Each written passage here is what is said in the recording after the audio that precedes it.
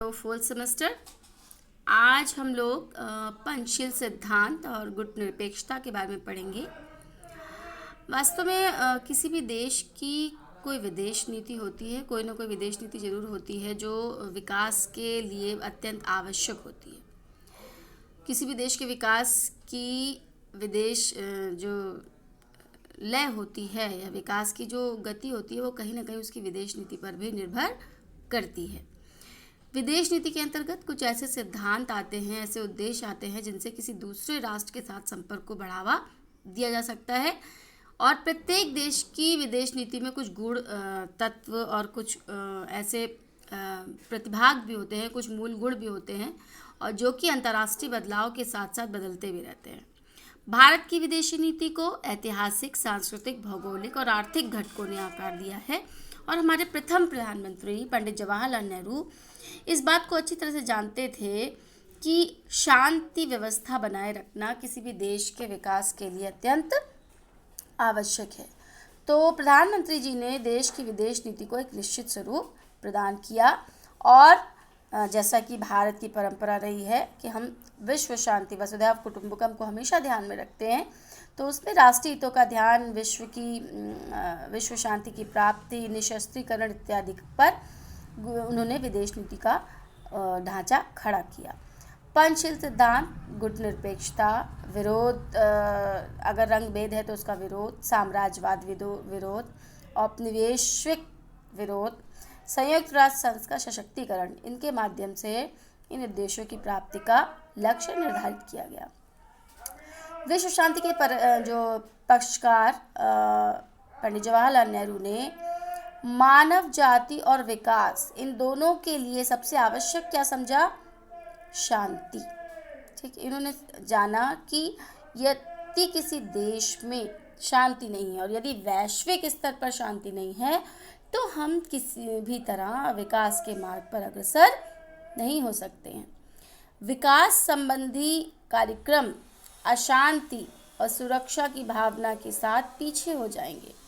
तो इन्होंने शांति का दर्शन दिया और शांति का मार्ग प्रशस्त करने के लिए पंचशील सिद्धांतों के महत्व पर बल दिया। 28 अप्रैल 1954 को जब चीन के साथ एक समझौता हुआ तो उन्होंने पंचशील सिद्धांतों के पालन की वकालत की। ये पंचशील सिद्धांत क्या थे? पहला, एक दूसरे की क्षेत्रीय अखंडता एवं संप्रभुता का सम्मान करेंगे, अर्थात कोई भी देश किसी दूसरे देश की सीमा में प्रवेश करके उसका उल्लंघन नहीं करेगा और ना बिना परमिशन के, ठीक है, और ना ही उसको हथियाने का प्रयास करेगा। परस्पर अनाक्रमण, बिना किसी कार्य के, बिना किसी रीज़न के, बिना किसी तनाव के कोई एक राष्ट्र दूसरे राष्ट्र पर आक्रमण नहीं करेगा। एक दूसरे के आंतरिक मामलों में हस्तक्षेप न करना, ये भी बहुत आवश्यक है। किसी देश के अंतर्गत अगर कोई गतिविधि हो रही है, कोई खिंचाव है, तो बाहर के देश उसमें इंटरफेयर नहीं कर सकते हैं।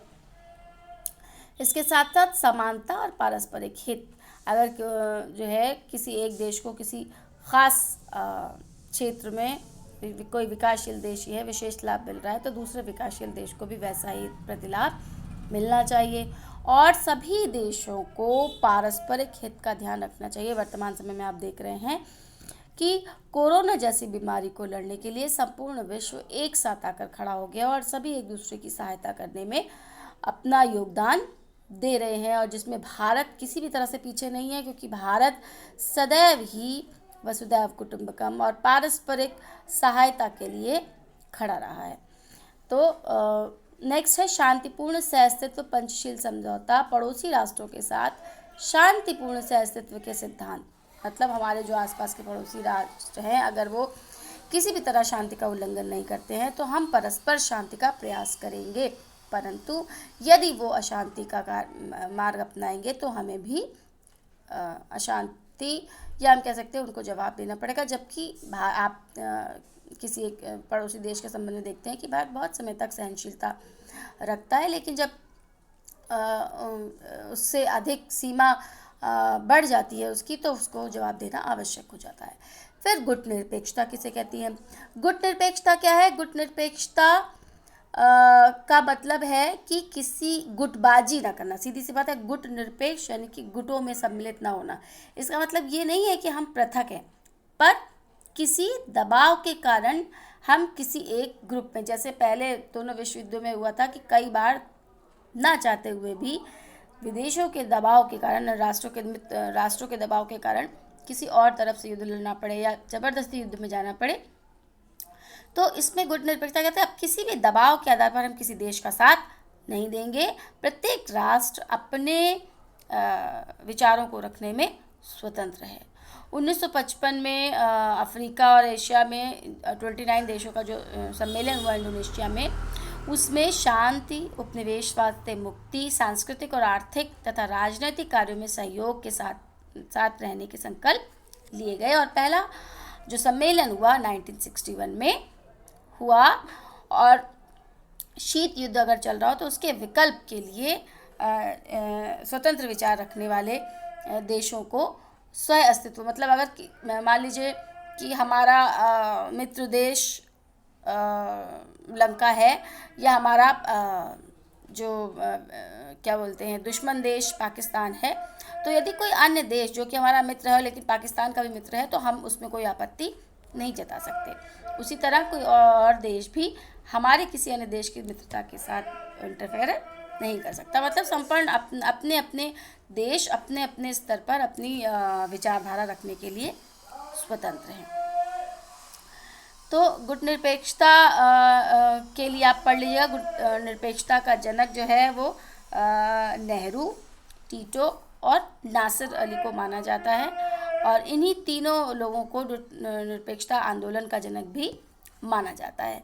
इन्होंने अपने उपनिवेशों के जो स्वामी थे उनकी तानाशाही को अस्वीकार कर दिया।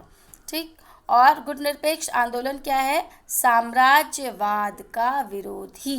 गुटनिरपेक्ष का मतलब है कि हम आगे रहेंगे लेकिन हम किसी की दास्ता को स्वीकार नहीं करेंगे, किसी के भी आधिपत्य को अपने ऊपर स्वीकार नहीं करेंगे। संयुक्त राष्ट्र के सशक्तिकरण के लिए भी भारत ने इसमें योगदान दिया कि हम कोई भी जो अंतर्राष्ट्रीय स्तर पर कोई भी किसी एक देश के किसी दूसरे देश के साथ वैमनस्यता है, कुछ विचारों में असमानता है, तो हम वार्ताओं के द्वारा भेदों को कम करने में सहयोग देंगे। तीसरे विश्व के देशों के विकास में सहयोग देंगे। गुट निरपेक्ष देशों की रचनात्मक भूमिका में भारत सदैव अग्रणी रहेगा, और संयुक्त राष्ट्र संघ महाशक्तियों पर अंकुश की तरह संयुक्त राष्ट्र संघ का प्रयोग रहेगा। अगर कोई महाशक्ति वाला देश भी इस ऑर्गेनाइजेशन को, यूनाइटेड नेशंस की बातों को नहीं मानता है, तो उस पर कुछ प्रतिबंध भी लगा सकता है। संयुक्त राष्ट्र संघ ने उपनिवेशवाद को समाप्त करने की प्रक्रिया हुई, और जिसी के कारण बहुत सारे अफ्रीकी और एशियाई देश स्वतंत्र भी हुए। इस प्रकार विश्व शांति को कायम रखने में इसने बहुत अधिक भूमिका निभाई है। भारत और संयुक्त राष्ट्र संघ में अगर हम बात करें, तो जब 24 अक्टूबर 1945 को विश्व युद्ध के बाद, द्वितीय विश्व युद्ध के बाद इस अंतर्राष्ट्रीय संगठन की स्थापना हुई थी और संगठन हुआ था, तो भारत ने भी संयुक्त राष्ट्र संघ मतलब ये साथ दिया था कि संयुक्त राष्ट्र संघ विश्व की शांति, नागरिक सुरक्षा और विकास और एकता को बढ़ाने में सहायक हो, और निशस्त्रीकरण में भी भारत ने बहुत अधिक साथ दिया।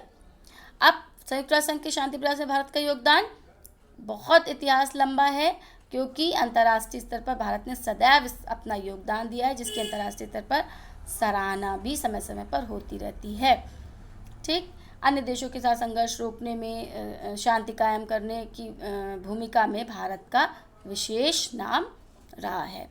भारत ने संयुक्त राष्ट्र संघ द्वारा जो भी 4 महाद्वीपों में चलाई जा रही जो गतिविधियां हैं, उनकी 35 गतिविधियों में भाग लिया था। ठीक। और अब जो सबसे महत्वपूर्ण है, जो कि हमारे क्षेत्र में आता है, एशिया और अफ्रीका, इसकी स्थिरता लाने में भी भारत का महत्वपूर्ण योगदान रहा था। भारत संयुक्त राष्ट्र संघ को सर्वाधिक सैन्य शक्ति देने वाला देश रहा है। अगर कोई परेशानी आएगी तो भारत ने सबसे ज़्यादा सैन्य शक्ति दी है। तो ये आपका गुट निरपेक्षता और संयुक्त राष्ट्र संघ हो गया। नेक्स्ट टॉपिक हम देखते हैं। जो अभी आपको इम्पोर्टेंट तो आप बता भी सकते हैं, और ज्योग्राफी से लेते हैं या हिस्ट्री से, नेक्स्ट टॉपिक में आप देखेंगे।